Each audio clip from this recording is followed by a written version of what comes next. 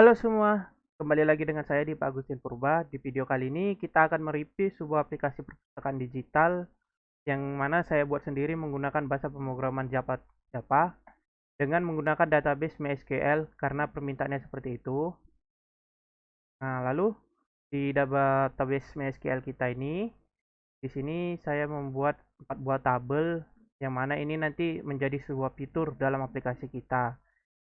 Lalu di Java kita sendiri itu saya membuat sebuah source page gate di mana saya menyusun strukturnya sebetulnya menjadi 3 bagian utama, yaitu yang pertama itu data aksesnya. Data akses ini berisi semua bagian-bagian yang mengkoneksikan aplikasi kita dengan database. Seperti ini untuk database untuk akses ke buku, data table buku, ada juga ke table peminjaman, ada juga ke tabel pengguna dan ke table rak. Masing-masing dari file ini atau program akses ini berisi semua metode-metode yang saya gunakan untuk memanipulasi data kita di dalam database MySQL kita. Seperti di bagian pertama ini kita membuat metode tambah buku yang mana di sini kita menggunakan query insert to buku ini dengan struktur dari tabel buku itu sendiri yang semuanya kita sebutkan. Lalu juga ada get buku by ID di mana kita mengambil data buku berdasarkan ID buku. Ada juga mengambil semua data buku untuk nantinya ditampilkan. Lalu ada juga untuk menampilkan data buku, tapi ini untuk user. Karena nantinya di sebelumnya seperti ini. Ini untuk yang lain hampir sama kegunaannya. Di sini kita memanipulasi query SQL agar bisa dikoneksikan dengan aplikasi Java kita. Ada juga ini semua hampir sama, tambah pengguna, get ID, update pengguna, delete pengguna, get pengguna baru username, macam-macam. Di sini juga tambah peminjam dan lain-lain. Untuk struktur folder atau program dari akses kita seperti ini saja.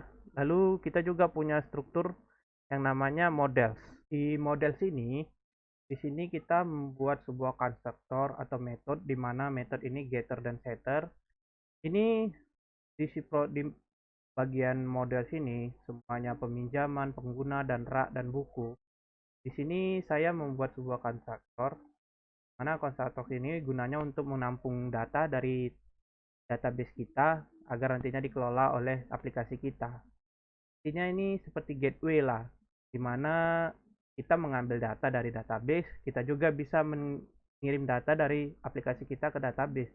Tapi di sini kita harus kunci agar ininya bersifat privat, agar nantinya koneksi kita itu bersifat aman gitu, terenkapsulasi. Nah, ini konstruktor atau untuk menampung data buku, ini untuk menampung data peminjaman, lalu ini untuk menampung data pengguna, dan ini juga untuk menampung data rak. Oke. Nah, dua dari struktur utama sudah saya jelaskan. Yang ketiga itu adalah bagian front end atau graphic user interface-nya, di mana di sini saya membuat empat, bisa dibilang empat tampilan utama. Yang pertama itu login form tentunya. Nah, di login form ini kita bisa di database tadi kita kan membuat sebuah table pengguna. Nah, di pengguna itu saya membuat sebuah struktur di mana struktur itu ada tipe akun. Nah, nantinya dengan tipe akun itu ketika kita login berdasarkan tipe akun seperti ini, di mana kita buat dulu paling string variabel dan string variabel nama, username dan password ini. Lalu kita deklarasikan dulu untuk mengambil data dari model pengguna kita dan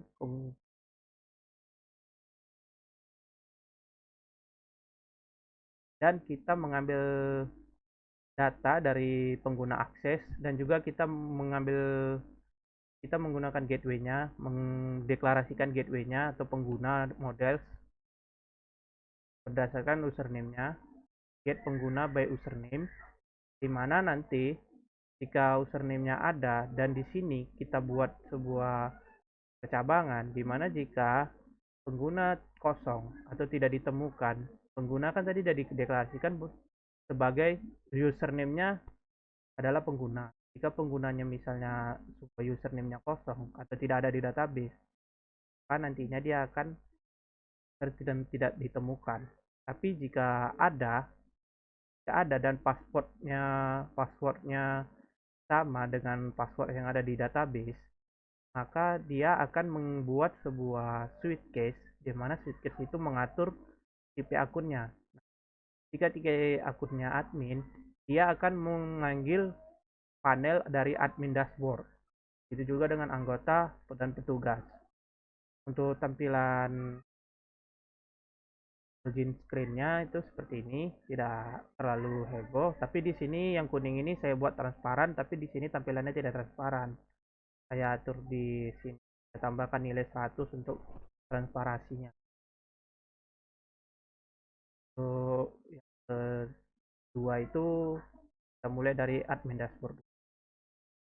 Admin dashboard ini hampir sama dengan fitur petugas. Hanya saja di admin dashboard ini bagian pengguna itu tidak bisa melakukan pengeditan tambah berdasarkan hak akses dia. Artinya dia cuma bisa mengedit atau menambahkan pengguna itu hanya pengguna yang aksesnya di bawah dia. Untuk yang lainnya hampir sama. Nah, untuk programnya itu seperti ini. Kita buat dulu tampilannya itu maksimal atau penuh full screen.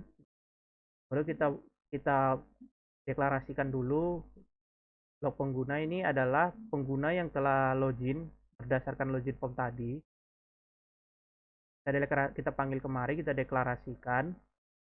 Nah, lalu kita buat sebuah ini cuman identitas dari user yang sedang login saja. Nah, di sini saya buat sebuah panel utama, di mana panel utama itu menampilkan panel pengguna. Jadi kita lanjutkan ke situ. Lalu di sini juga saya buat dashboard utils, di mana ini merupakan sebuah dashboard util ini file Java class, di mana di sini disimpan beberapa metode-metode seperti update tanggal atau maximize atau yang lainnya untuk mengatur responsif aplikasi kita. Juga di sini ada Java Swing Timer. Ini untuk menampilkan tanggal. Artinya kita jalankan. Untuk yang lain, ini button exit, tentu saja sistem exit. Minimize. Untuk ini kita normal screen, seperti yang saya bilang tadi. Metodenya ada di dashboard util kelas Java class. Nah, untuk button buku kita memanggil panel buku. Untuk panel rak kita memanggil panel rak, dan untuk pengguna kita memanggil panel rak. Panel pengguna. Seperti ini semuanya. Lalu di sini untuk keluar itu kita menggunakan dispose. Lalu kita panggil juga panel login lagi. So, yang ini semuanya dikumpulkan di panel komponen dashboard utils. So, ini mungkin bingung teman-teman. Ini adalah kode untuk menghapus panel yang sudah ada agar menambahkan panel baru, yaitu panel misalnya ini panel rak. Nah, dia akan menambahkan panel rak dan menghapus seperti transisi gitu. Lalu di sini juga ada untuk nge-refresh-nya dan menggambar ya seperti sama seperti itu juga. Untuk petugas itu hampir sama.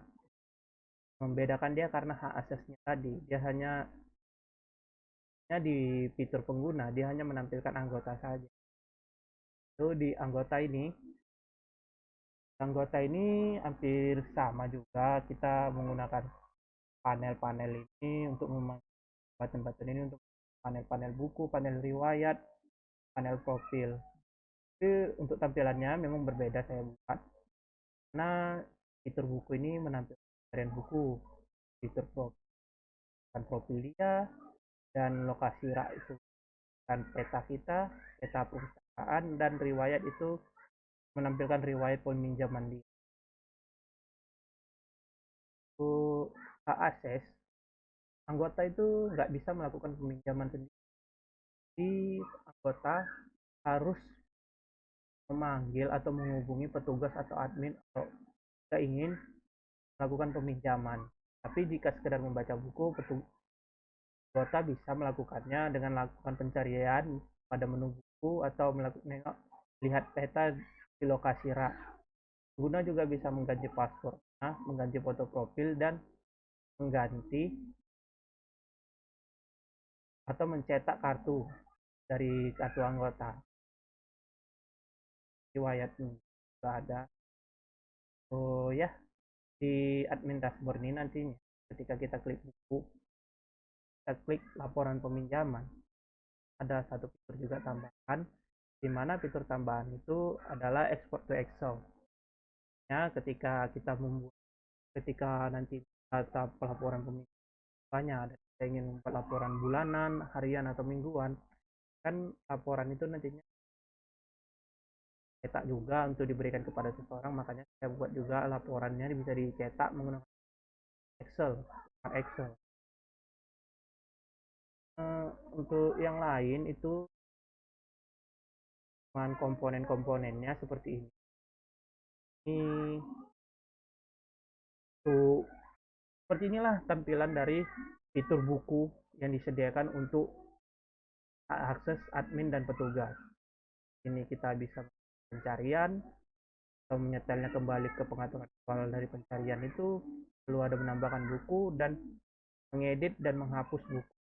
Ini tabel adalah untuk menampilkan data dari data buku. Untuk ini seperti yang saya bilang tadi, ada fitur export to Excel juga untuk membuat pinjaman, dan ini untuk sortir berdasarkan waktu. Intinya nantinya tabel dari peminjaman ini akan bisa disortir berdasarkan waktu. Nah, di sini adalah untuk pengguna. Sama seperti buku, di sini ada 4 kolom, di mana ini nantinya untuk mengedit dan menghapus, juga untuk tambah dan sortir berdasarkan hak akses. Nantinya ini nggak ada jika hak akses kita adalah petugas, ini nggak ada. Jadi yang tampil itu hanya anggota saja di dalam ini dan hanya bisa menambahkan anggota. Itu yang ini Tambara, lokasi table untuk menampilkan manajemen rak atau fitur rak, di mana nantinya kita bisa menambah atau menghapus atau mengedit data rak kita. Ini pencarian buku, ini table atau panel yang hanya akan muncul di kota dashboard. Artinya ini pencarian buku dan resep. Di sini tidak ada fitur edit di bagian tabelnya karena anggota tidak dapat melakukan peminjaman atau melakukan apapun, hanya bisa melihat atau mencari. Di tabel profil ini saya buat seperti ini. Nah, ya, di sini ada sebuah label kosong. Label ini nantinya bisa menampilkan foto dari setiap anggota. Nah, untuk data pengguna anggota, saya saat ini masih bikin, tapi minimal saya menambahkan nama, username, dan npm. Di sini juga kita bisa mengganti foto profil dan mengganti password. Ada juga fitur untuk mencetak kartu anggotanya. Nah, seperti yang saya bilang tadi, ini adalah lokasi dari perpustakaan misalnya. Nah, jika kita klik salah satu dari button ini adalah sebuah button. Jika kita klik salah satunya, maka akan menampilkan sebuah table atau panel dari panel yang menampilkan sebuah table yang berisi buku-buku yang berdasarkan rak ini. Jadi lokasi rak ini sudah terstruktur dan sudah benar sesuai dengan database kita. Ini riwayat peminjaman. Ini letaknya di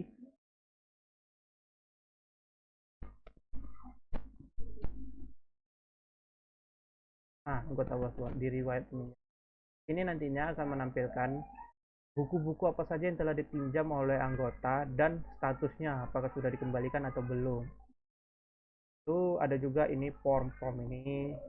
Form-form ini sebetulnya cuma bagian sederhana di mana form-form ini kita gunakan untuk lakukan inputan agar nantinya bisa mengganti atau mengubah atau menambahkan item-item dari database atau dari table dari database kita, seperti tambah buku, peminjaman, ganti pas, atau tambah pengguna atau tambah rak. Ada juga utils. Di utils ini, baru terkumpul sebuah program di mana ini nantinya dipanggil untuk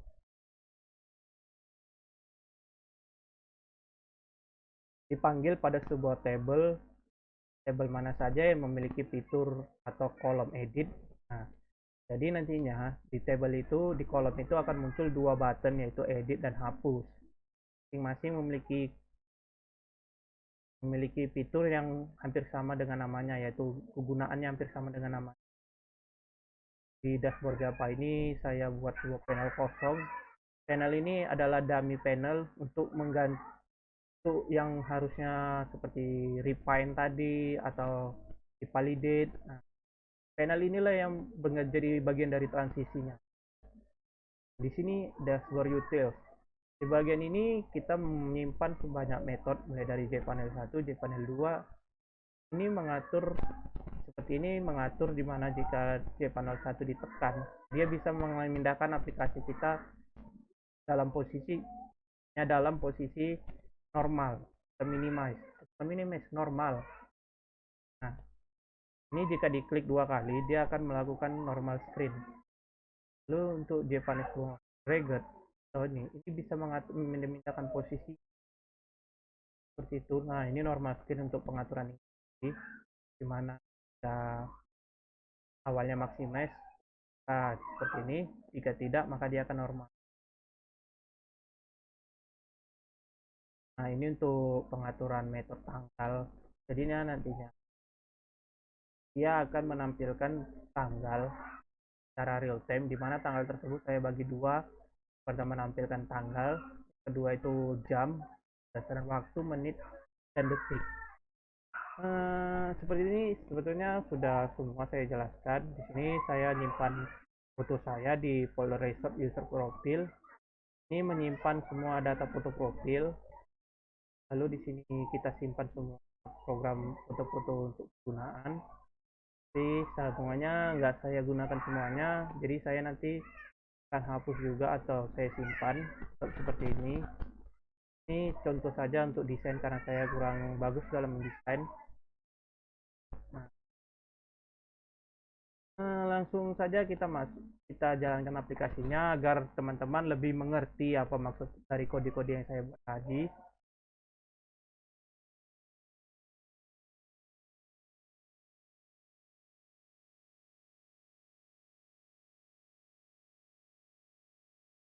Nah, terlihat tampilan dari panel ini yang harusnya warnanya kuning muda, tapi di sini jadi transparan kan? Di sini saya menggunakan admin dulu, login sebagai admin dulu, agar teman-teman bisa melihat perbedaan. Ini adalah tampilan dari aplikasi kita. Fiturnya itu sederhana. Nah, di sini karena kita membuat aplikasi ini tidak under decorated, artinya kita tidak membuat default dari bawaan Java kita. Saya membuat sendiri panel dari header ini. Di header ini ada 3 tombol kan. Masing-masing tombol ini ya seperti fungsinya pada aplikasi lain. Ada yang untuk normal screen. Nah, ini untuk jika kita tahan, kita bisa ngatur posisi seperti ini kan. Ini tidak bisa dibuat, ini tidak ada pada bawaan. Ini ada programnya sendiri yang tadi saya tunjukkan. Nah, ini juga ada programnya sendiri. Nah, minimize ini semuanya ada programnya sendiri yang saya tunjukkan tadi. Di sini tampilan utama tentu saja pengguna, karena di program kita tadi itu di admin.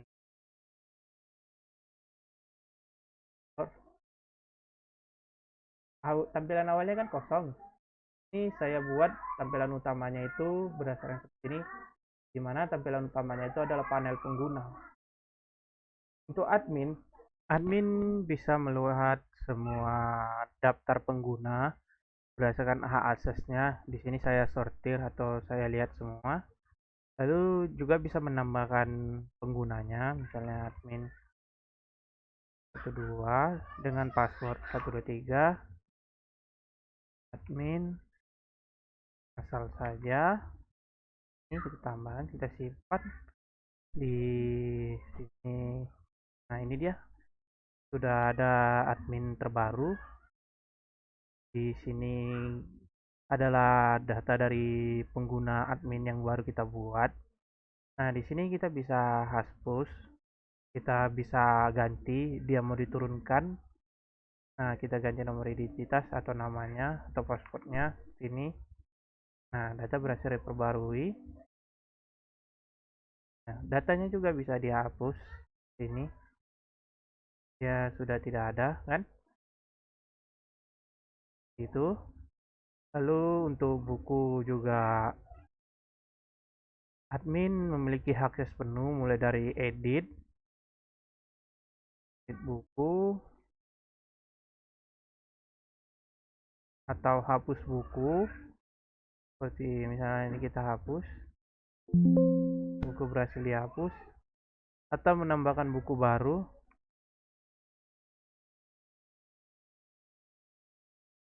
seperti ini. Kita buat namanya acak saja, ISBN-nya juga acak.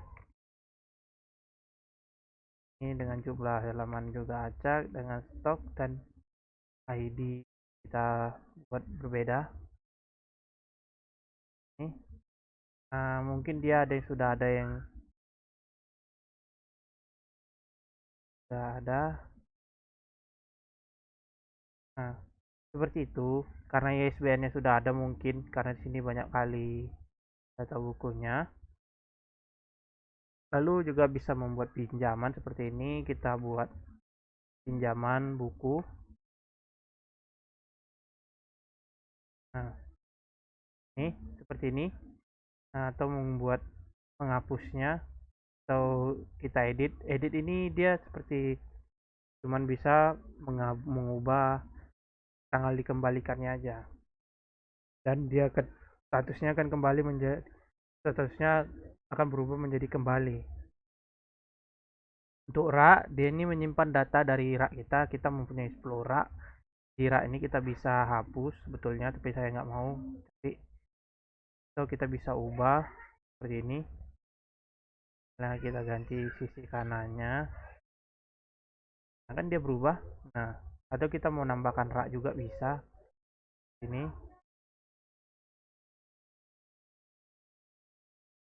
Nah, kan nambah rak. Atau kita hapus saja. Oke. Nah, untuk yang lain fiturnya, untuk admin fiturnya ini saja. Untuk petugas hampir sama, semua fitur yang ada di sini itu sama, sama semuanya memiliki hak asas yang sama. Dia cuma di fitur penggunanya saja di petugas. Seperti ini kan kita bisa melihat semua pengguna.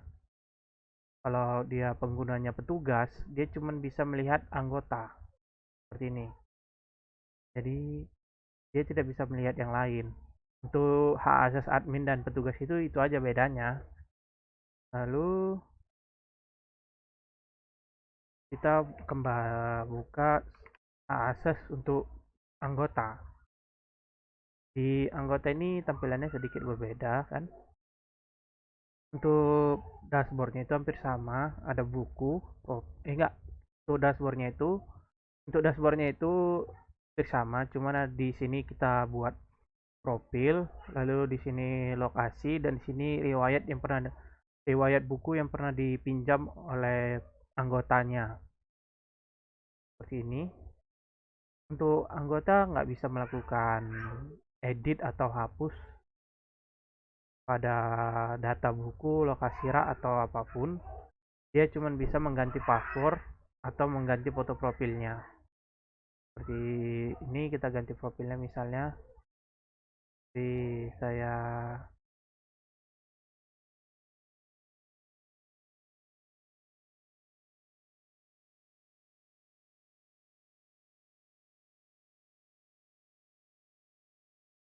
search resource file kita. Nah, seperti ini kan ganti berubah. Nah, di sini juga kita bisa ganti passwordnya. Itu. Nah, ini juga kita bisa cetak sesuai ukuran yang kita mau. Ini seperti ini saja aplikasi perpustakaan kita. Untuk menu pencarian kita bisa mencari bukunya. Nah, lokasi rak ada. Seperti ini kita mau mencari buku di sini misalnya buku, nama buku ada.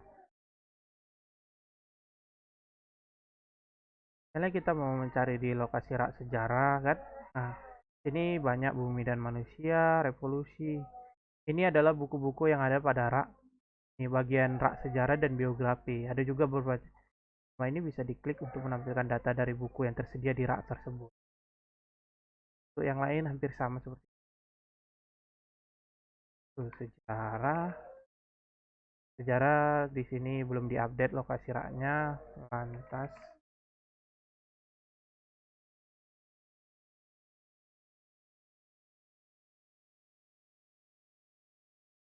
di sini tampil semuanya kan data dari buku-buku kita. Oke, oke, ini saja yang dapat saya review dari aplikasi perpustakaan saya. Bila ada kekurangan atau kesalahan atau kurang paham mengenai apa, teman-teman bisa tinggalkan pesan di kolom komentar. Sekian video review dari saya. Selamat menonton. Jangan lupa like dan subscribe.